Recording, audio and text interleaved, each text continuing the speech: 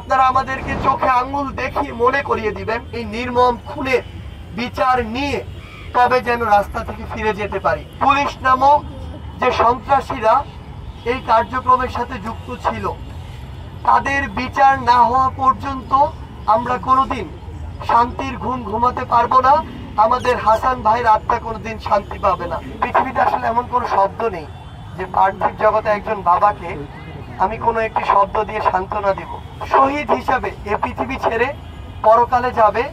চাচাকে বলতে চাই যে তার বড় ছেলে এমন একজন শহীদ।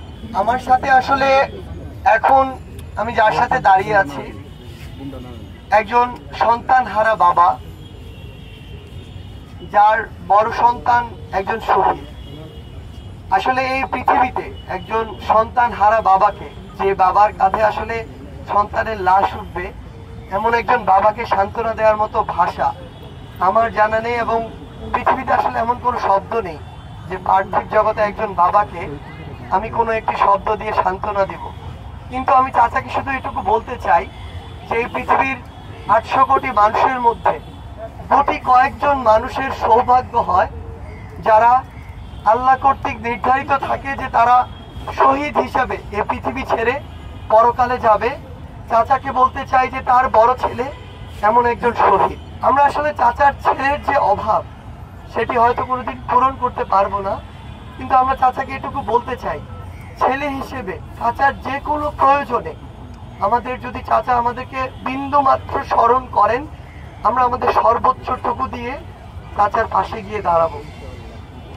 আমরা আমাদের জায়গা থেকে শুধু একটি কথা বলি, আমি আমাদের হাসান ভাইয়ের একটি শরীরের ছবি দেখছিলাম, যেই ছবিতে নির্দিষ্ট একটি জায়গায় একাধিক বুলেট গিয়ে একটি ক্ষতের সৃষ্টি করেছে। মনে হচ্ছে যেন একটি গ্রেনেড শরীরে এক পাশ দিয়ে ভেদ করে আরেক পাশ দিয়ে বের হয়ে গিয়েছে।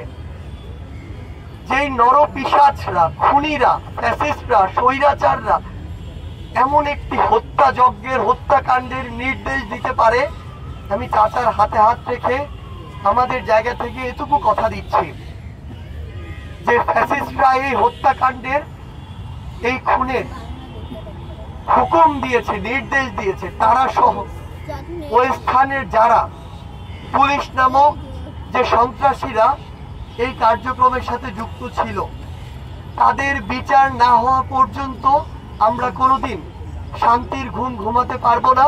আমাদের হাসান ভাইয়ের আত্মা কোনোদিন শান্তি পাবে না।